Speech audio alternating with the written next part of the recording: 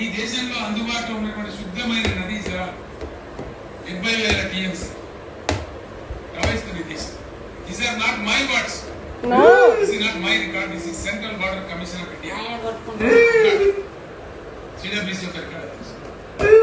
70 నుంచి 75,000 TMC usable water is flowing in the rivers of India. So far by now the country has utilized only 20 to 21,000 TMC. Just 50,000 simply doing this. Why water wars in India?